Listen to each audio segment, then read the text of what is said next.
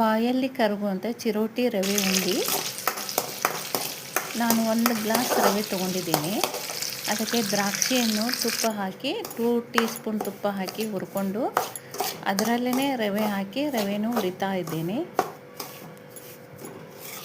Gas ಉರಿಯನ್ನು ಸಣ್ಣ ಇಟ್ಟು ಹುರಿಬೇಕು, ಇಲ್ಲ ಅಂದರೆ ಅದು ಸೀದೋಗುತ್ತೆ.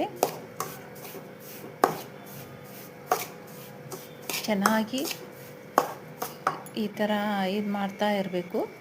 ನಾನು ಬಾದಾಮಿ ಗೋಡಂಬಿಯನ್ನು ಮಿಕ್ಸಿಯಲ್ಲಿ ಪೌಡ್ರ್ ಮಾಡ್ತಾಯಿದ್ದೇನೆ. ಯಾಕೆಂದರೆ ಅದು ಹಾಗೆ ಹಾಕಿದರೆ ವಯಸ್ಸಾದವ್ರಿಗೆ ತಿನ್ನೋಕ್ಕೆ ಬರಲ್ಲ. ಆದ ಕಾರಣ ನಾನು ಪೌಡ್ರ್ ಮಾಡಿ ಹಾಕ್ತೇನೆ. ಪೌಡ್ರ್ ಮಾಡಿ ಹಾಕೋದ್ರಿಂದ ಟೇಸ್ಟೂ ಆಗುತ್ತೆ.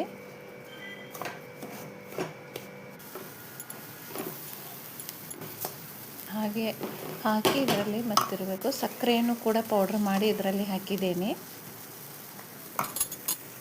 ತಡೆಯಿರಿಗಾಲ 1 ಗ್ಲಾಸ್ ಚಿರೋಟಿ ರವೆ, ದ್ರಾಕ್ಷಿ, ಗೋಡಂಬಿ, ಬಾದಾಮಿ.